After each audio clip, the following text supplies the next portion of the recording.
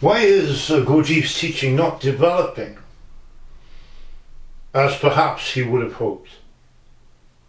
Gurdjieff placed a lot of faith in his book Beelzebub's Tales to his grandson. He wanted it read aloud in public places and felt that it would change the world.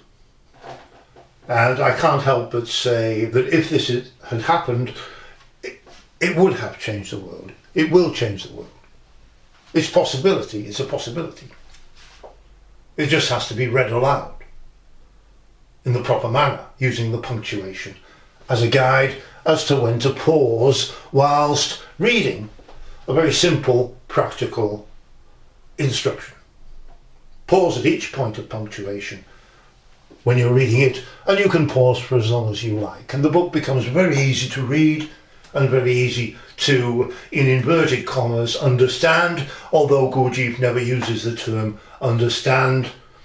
He uses in its place, he uses the term to perceive. This is a very strange idea that I'm putting forward to you. Don't be fooled by my easygoing manner.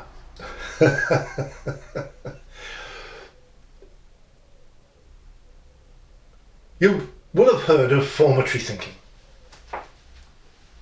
There was a certain period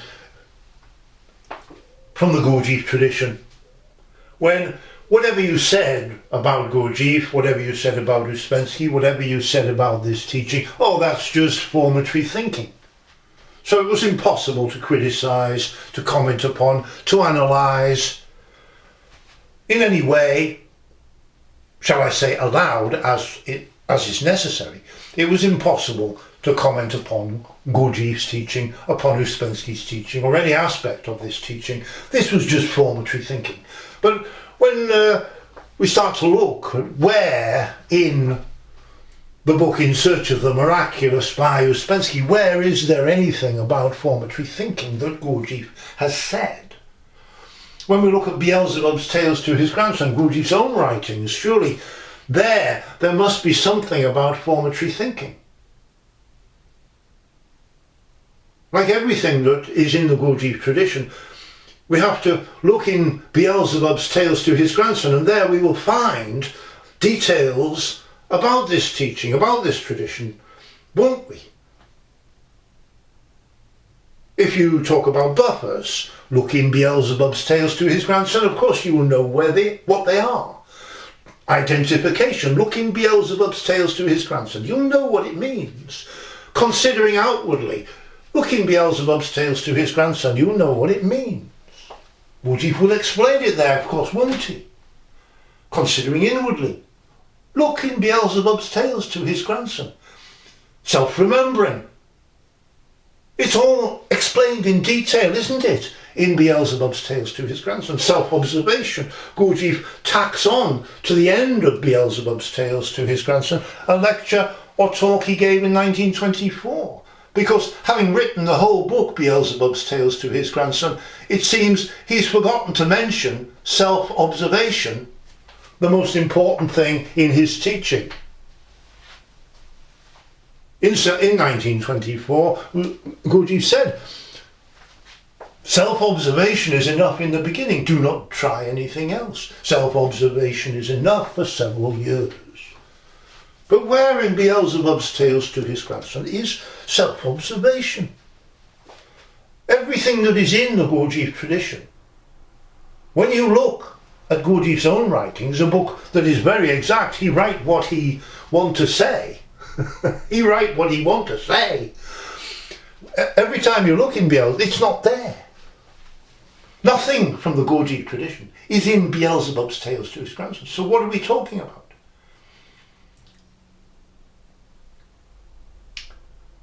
So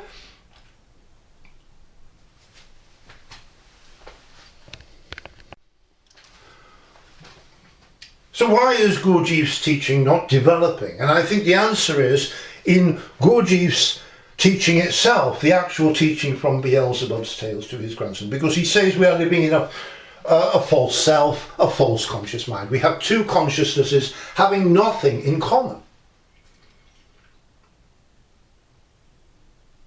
We are living in the wrong one. We're living in a false, fictitious, unreal conscious mind at a lower level, in a state of consciousness that Gurdjieff described to Ouspensky as waking sleep. But where in Beelzebub's Tales to His Grandson is any talk about waking sleep? I contradict myself here. Of course. Where is there any talk in Beelzebub's Tales to His Grandson about sleep? It's just not there. Beelzebub admits at a certain point in the chapter on hypnotism, strangely enough, it's a chapter on hypnotism, Beelzebub admits, that ordinary three-brain beings of the planet Earth, us, you and I, we live in a mild state of hypnosis. That's it, that's as far as he can go. Where are these grand statements about sleep? Man born in sleep, lives in sleep and dies in sleep. Where are they? It's not Gurdjieff's teaching. But why is Gurdjieff's actual teaching not developing? And I think it's because we have these two conscious minds. Gurdjieff says we are living in the wrong one. And it is very difficult. And what I'm going to say is quite profound and at the same time subtle, if that's possible.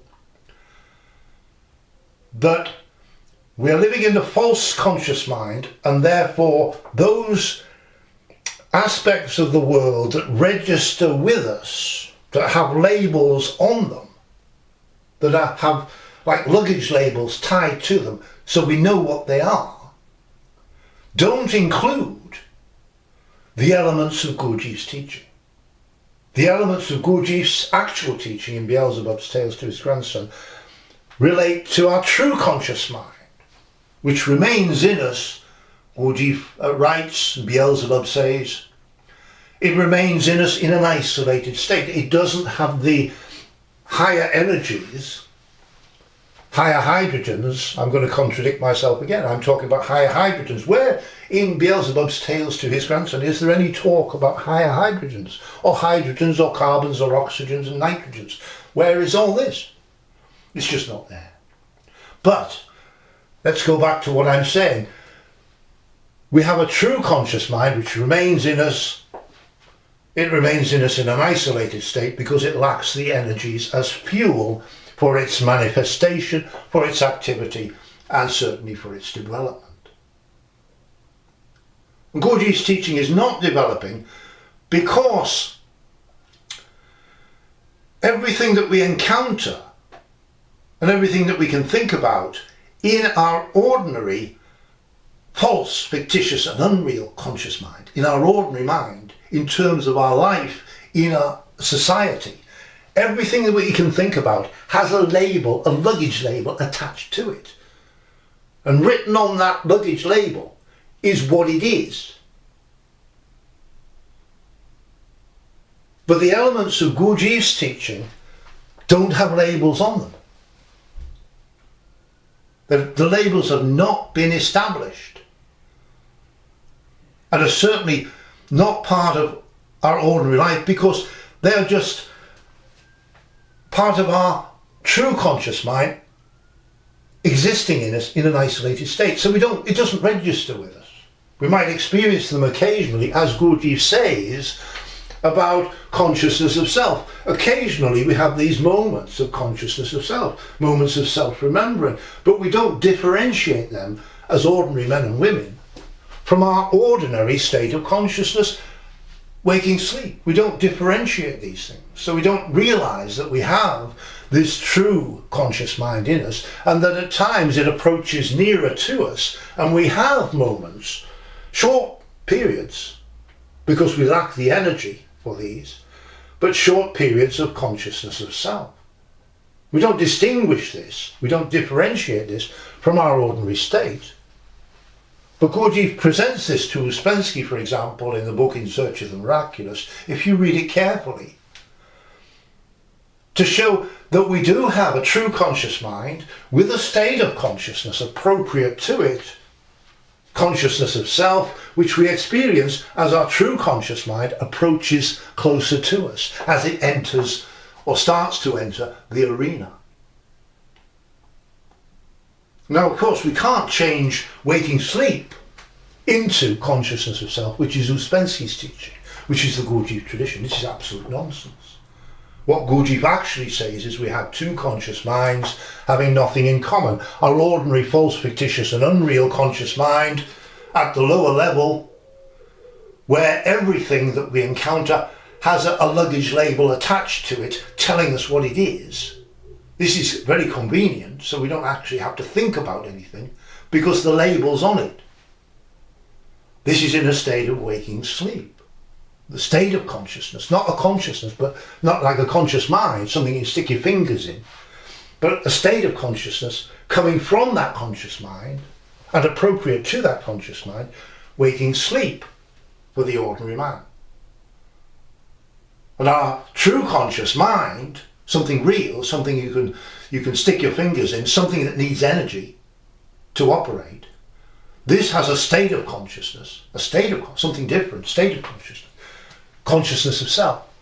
So you can't change one state of consciousness into another state of consciousness. Gurdjieff instead is changing over in us the two conscious minds by not efforts on our part, but by providing the energies, by starting to provide the energies as fuel for our true conscious mind. Our true conscious mind is eager to enter the fray. It's eager to enter the arena, but it doesn't have the energies to do so as fuel. So we start to provide those energies, it starts to enter the battlefield, our ordinary life. But why isn't Gurdjieff's teaching developing? It's because when our true conscious mind enters the arena, it is dealing with elements that don't have luggage labels on them. We don't know what they are. They're not labelled, so they're not defined. So to begin to define these elements, to begin to distinguish, to differentiate and start to define these elements of our true conscious mind is quite valuable, because it builds a bridge between our ordinary conscious mind and our true conscious mind, which remains in us in an isolated state. And thus there is a connection between these two things, whereas previously we had two conscious minds having nothing in common. But it is this labelling of our experience and the elements of our psychology that changes things, in the initial case at least. And this has not happened because the Gurdjieff tradition, consisting of ordinary men and women living in a false, fictitious and unreal conscious mind at a lower level in a state of consciousness known as waking sleep, have simply labelled everything slightly differently to everyone else and think that's what Gurdjieff was teaching. And it's not. Because what Gurdjieff was teaching is coming from our true conscious mind, remaining in us in an isolated state because it lacks the energy for its manifestation and for its activity, and it's completely different, but doesn't have any labels on it. Our experiences don't have labels on it. So it's a long process to actually start to get to grips with this new experience, this completely different experience, and realize that actually we have two conscious minds in us having absolutely nothing in common. And we have to start a process of thought, of analysis, of criticism, of appreciation, coming from our true conscious mind. But it's going to be completely different from our ordinary conscious mind and the society in which we live. So as long as we are living in that ordinary conscious mind and dealing intricately and intimately and in a state of frenzy as we are with our ordinary life, then it's very difficult for our true conscious mind to actually start to develop. Now, it seems to me that the means that Gurdjieff devised, it may be correct, it may be incorrect, it may be perfect, it may be imperfect, I don't know. But the means that Gurdjieff devised to start to label aspects of our true conscious mind is he wrote his book Beelzebub's Tales to his grandson. And this is very, very strange, a very, very strange book for our ordinary conscious mind. Because it is starting to label and starting to explain and starting to indicate aspects of our true conscious mind, but these are totally incomprehensible to us in our false conscious mind at the lower level. And there's certainly, and if I get a dig in here, they're certainly incomprehensible if you don't read the book.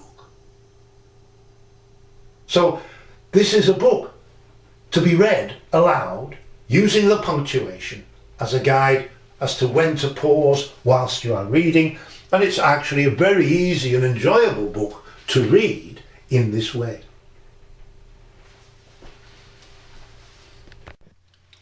Now, if you ask me what is the essential feature of Gurdjieff's teaching that does not exist, in fact, in the Gurdjieff tradition, and this is a real problem, if you ask me that, go on, ask me that, then I'll say that in our ordinary conscious mind, at the lower level, a false, fictitious and unreal conscious mind, in a state of consciousness that is not a real state of consciousness, but a state of consciousness known as waking sleep, because we are awake as far as we are ever going to be awake in this false, fictitious and unreal conscious mind, and yet we retain qualities analogous to sleep. And so we call it waking sleep. Then in this conscious mind, this false, fictitious and unreal conscious mind, what we are perceiving, Gurdjieff says, is the labels that are attached to items of the world. Everything has a luggage label attached to it. Everything that is of interest to this lower false, fictitious and unreal conscious mind has a label attached to it, a luggage label which tells us what it is. So we learn in this lower conscious mind to deal not with the items themselves of the world, but with the labels. And we think we know what something is because we can see the label. If I look at an armchair, it has a big luggage label attached to it. This is an armchair, is written clearly on that label. So I know what it is. And what Gurdjieff is saying is that we don't see the armchair. We don't perceive. We don't perceive the world around us. We have an excellently working automatism for perceiving all kinds of new impressions. So everything that we perceive, when we come to new impressions, we are perceiving these luggage labels attached to everything. We just read the luggage label so we know what it is. But this is not perception. We don't actually perceive what it is.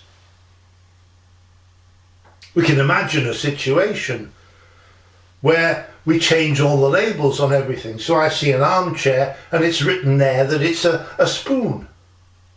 So I've seen a spoon because I'm looking at the label but not at the armchair. So this is what Gurdjieff is saying. We have an excellently working automatism for perceiving all kinds of new impressions. At the lower fundamental, basic level of ordinary life, this means that everything we perceive in ordinary life and everything that forms an item, a distinct item in everyday life, is something with a luggage label attached to it, and written on that label is exactly what it is. And we perceive the world automatically because we're just reading the labels. We're not looking at what the object actually is. We're not looking at how that object fits within the world around it, how it relates to us, how it relates to other people, what its history is, what its future. We just don't see the world around us. We don't see it in terms of an artist who wants to draw it. Why do people become so passionate as in retirement for drawing and painting? Because it forces them to actually look at the objects of the world around them. It forces them to look at the world around them and actually see the objects. You think, well, what's the point of that? Why, we can just read the label and we know what it is. So you've got to decide at some point in life, do you want to live in a world of labels where you understand everything because there's a label on it? And your thinking is about the arrangements and the structures and the expression of these labels? Or do you want to live in a real world, a world that you can actually perceive? It's a very basic level. It's nothing mystical or magical. We just don't perceive the world. We live in a world of labels and we don't actually see the actual objects. We don't perceive them as, say, to sort of use an analogy, the way an artist would see it. If you're going to draw something, you're not going to draw the label that's attached to it. You're going to try and draw what you actually see in some way. And what Gurdjieff is saying, we don't actually see the items of the world unless we overcome, bypass or disrupt this automatism we have for just reading labels.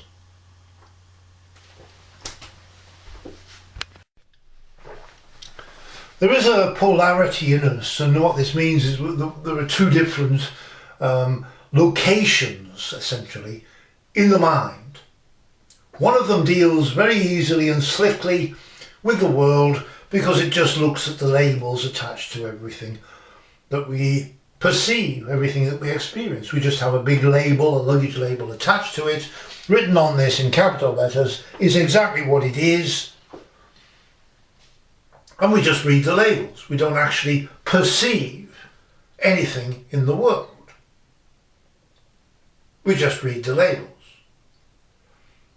Now, I've suggested an artist, and many people, as they come into retirement, start to get this urge to be artistic, to do drawings and paintings and watercolours, and there's nothing wrong with this.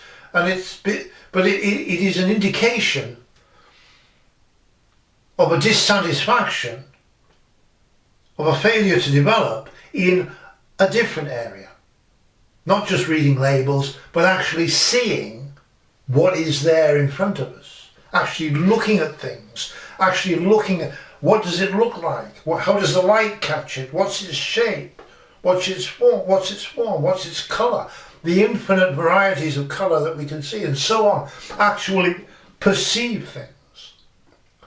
And the artistic endeavour is to force ourselves. It's a tremendous effort to actually perceive and therefore try to represent what we see as an artistic creation, in inverted commas. This is a fine endeavour. This is fine. But one of the aspects of this is that I find this very, very hard work and very disturbing. Because it is energizing in the sense that it has a disturbing energy, an irritating energy. It in a sense upsets me. So I can't look at things, I can't perceive things for very long. And to sit down and draw something, or sit down and paint something, sit down and produce an artistic creation, I can do this, but it has to be very simple and probably fairly quick process, because otherwise it just becomes unbearable. In a sense, stimulation that comes from actually perceiving the world. Now, the reason I mention this, there are these two poles in us, and two areas in us, two locations in us, two centres of gravity, Gurdjieff would say. And if we can find these two centres of gravity that are contrasting, one just deals with the labels on objects, very slick, very fast. This is our ordinary conscious mind at the lower level. It doesn't perceive anything. It just reads the labels and makes sense of the world. We can live quite happily in the modern world just reading the labels on items. But there is the other side of us that actually realises and can come to realise that we don't actually really perceive even the most crude objects in the world around us. And the artistic endeavour, our artistic ambitions tell us this, because we have a desire to represent these items and a desire to actually look at things, an excuse in many ways to look at things in the world and actually perceive them.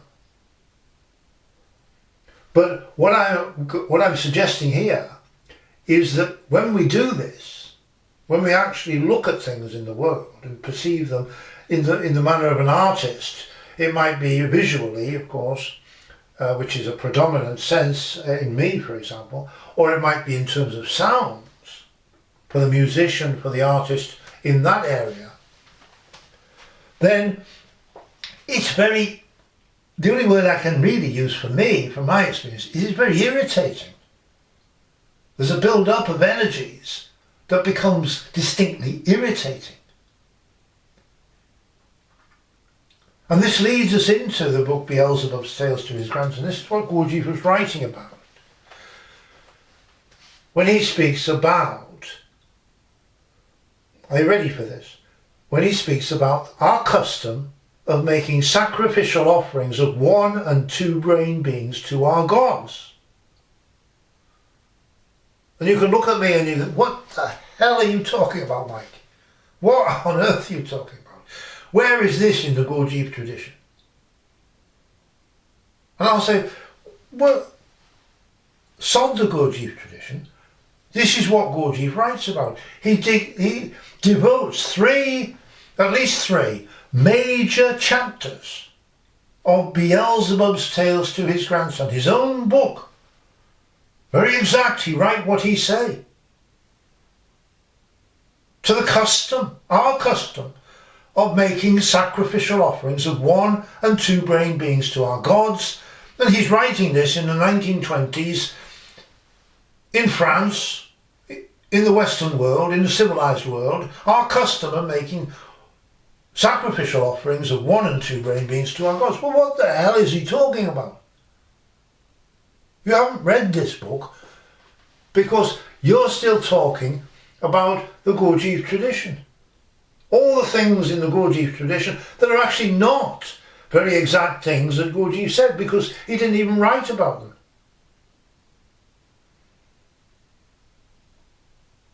So what does it mean, our custom of making sacrificial offerings of 1 and 2 brain beings to our gods? Where is this custom of sacrificing 1 and 2 brain beings?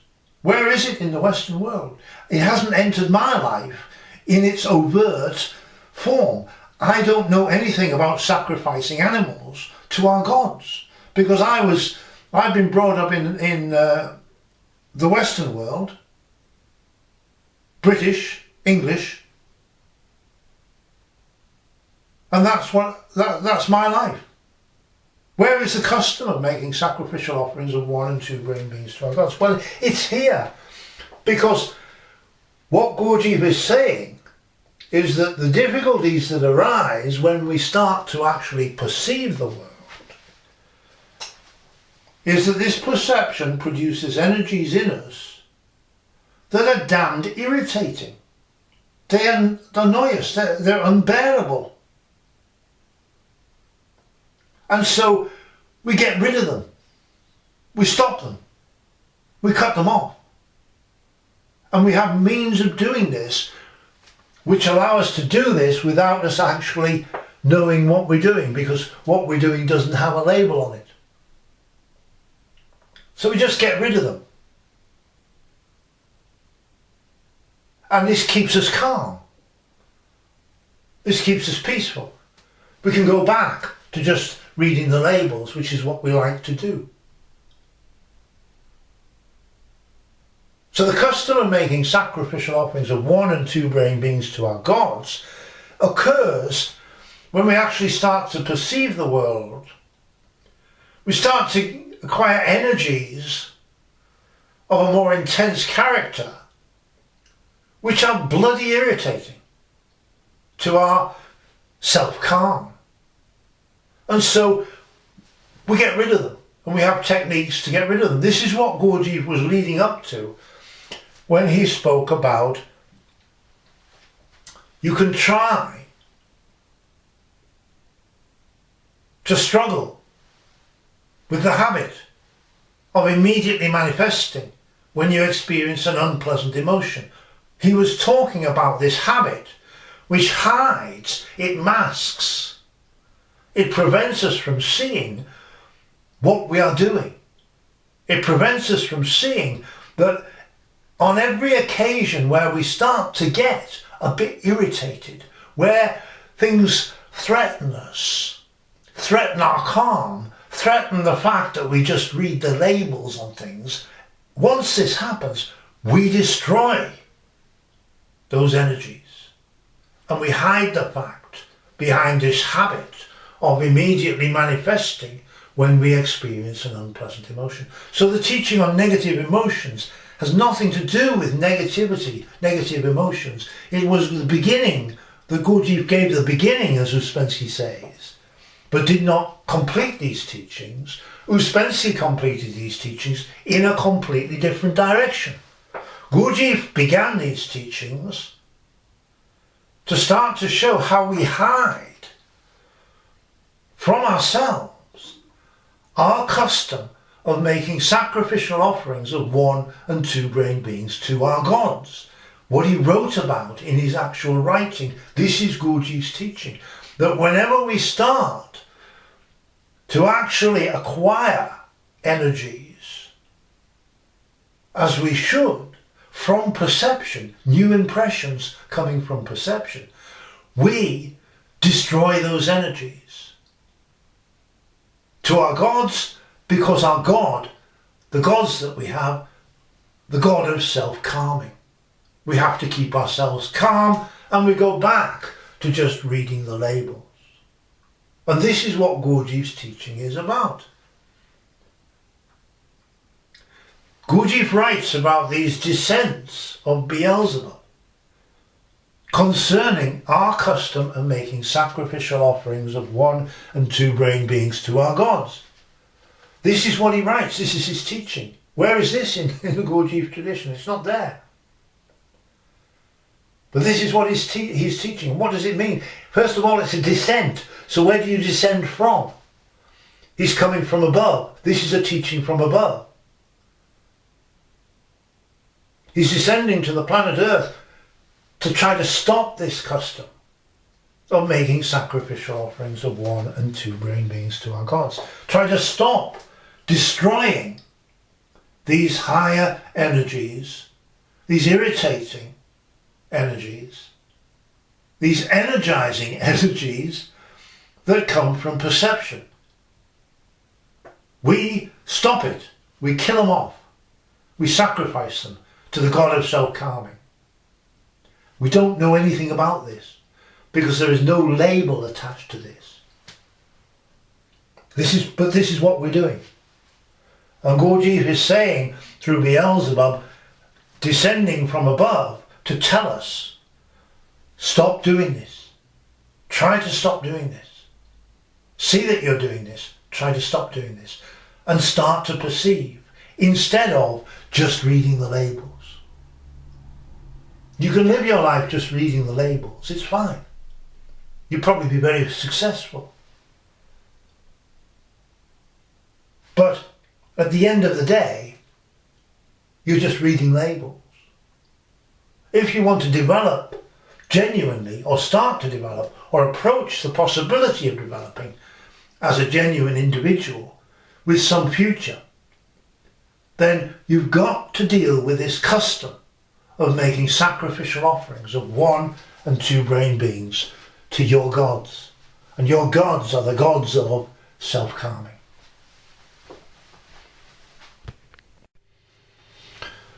Now, as we move forward in this, can I suggest to you that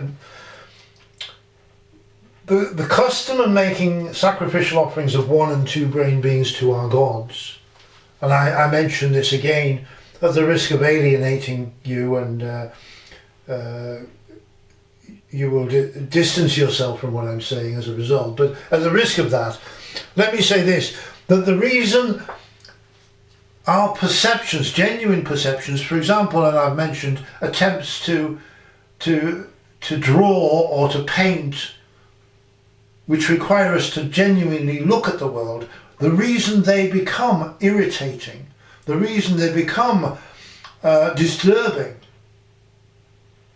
the reason that they require this custom of making sacrificial offerings of 1 and 2 brain beings to our gods. That is to say, the reason why we have to destroy these energies in order to keep calm is because we have created in ourselves, this is what Gurdjieff writes in Beelzebub's Tales to his grandson. I know I'm not speaking here about the Gurdjieff tradition, but this is what Gurdjieff actually writes.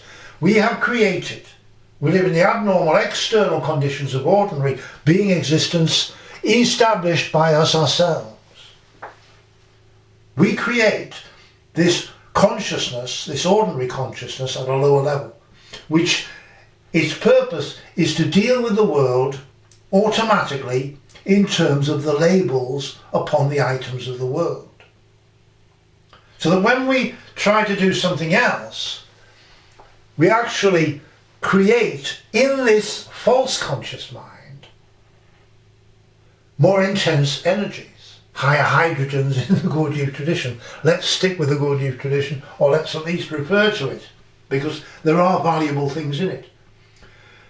We create the higher hydrogens by actually perceiving the world and looking at the world, or listening to the world, actually perceiving the world. And these are very irritating because we have created a conscious mind at a lower level that is designed, that is created in order just to deal with labels. And so if we don't just deal with labels, it starts to get irritated and upset and has to stop doing this. It has to destroy these higher energies because it's not designed for that purpose by us. Now, this leads us on because when we study genuinely perceiving perception, genuine perceptions, then we realize something much more profound, much more interesting. Because the Mullah Nasreddin, the great teacher, of course, the teacher, Gurdjieff's teacher is Mullah Nasreddin, not Beelzebub. Beelzebub's just telling stories, the tales of Beelzebub, to his grandson. But the great teacher in the book Beelzebub's Tales to his grandson is the Mullah Nasreddin, and he says of us, there is everything in them except the core, or even the kernel. And we know from the Gurdjieff tradition that Gurdjieff would draw, or at least Ouspensky understood him to be drawing lovely concentric circles. We have the exoteric level, we have the mesoteric level, we have the esoteric level, and things like this, lovely concentric circles. What we come to realize is that our psychology is a series of concentric circles, or layers. It's layered, 3 layers. We live abnormally in the external conditions of ordinary being existence. So we live in the outer level, external conditions. established by us ourselves. So our ordinary mind, this false, fictitious and unreal conscious mind at the lower level created by us ourselves, exists as the outer level of our psychology. And we don't have anything in us, Mulanastredin says. There's everything in us except the core. So we don't have the core. We're empty inside. We don't have the kernel, the next level inside. So there are these layers in us. Now, what's this got to do with what I'm saying about perception? I'm throwing at you a lot of ideas, but we've got the background for this. We've done the work. We've read the books. What I'm saying to you is that when we actually start to try to perceive the world, we are trying to perceive the world using our ordinary conscious mind, what we think of as us, our false self, this false, fictitious and unreal conscious mind at the lower level, in a state of consciousness known as waking sleep. And we're trying to perceive the world with that consciousness, us as we are. And we're not designed to do that. We are designed to perceive the world through those three layers. We're designed to perceive the world through those layers, not stop them abnormally at the outer level. So what we are doing as ordinary people is we're stopping our perceptions at the outer level. And if we actually do perceive at that outer level, it becomes bloody irritating. So we destroy that irritation as a custom of making sacrificial offerings of 1 and 2 brain beings to our gods. We get rid of that irritation, hide that fact from us, and just forget all about it because it doesn't have a label. But this is the important, this is Gurdjieff's teaching. But we have the possibility of just allowing those perceptions to pass completely through that false, fictitious and unreal consciousness at the outer level, at the lower level.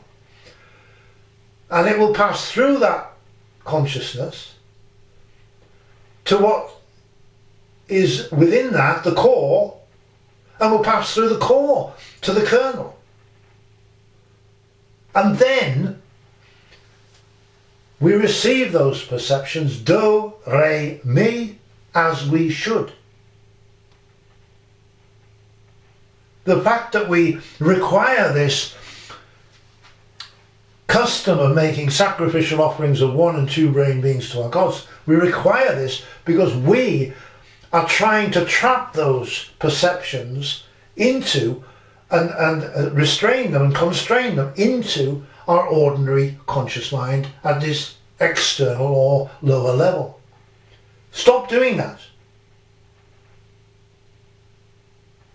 And we receive perceptions as we should. They're no longer irritating, they're no longer annoying, they're actually energizing, because then the perceptions are sounding in us do, re, mi as they should. And they are sounding in us through the outer layer, through the core, into the kernel, as they should. Do, re, mi. And we don't require any sort of custom of making sacrificial offerings of 1 and 2 brain beings to our gods, because this is how it should be, and it's not irritating to us in our ordinary consciousness, because we just let these perceptions pass through us. It's as if our ordinary conscious mind suddenly becomes invisible. Our perceptions pass through them. We're not trying to capture them. We're not trying to fix them. We're not trying to make sense of them. We're not trying to label them. We just perceive as we should. And then those perceptions sound in us do, re, mi, and are actually energizing in the way that they should be, not to our ordinary false, fictitious and unreal consciousness at the external or lower level, but to us, genuinely, our true conscious mind receives the perceptions as it should, the new impressions as it should, coming from perceptions, which is a completely different state. The state we should be in, the state of the normal man, as he should be, with an enhanced, energetic background developing in him to a relatively normal life.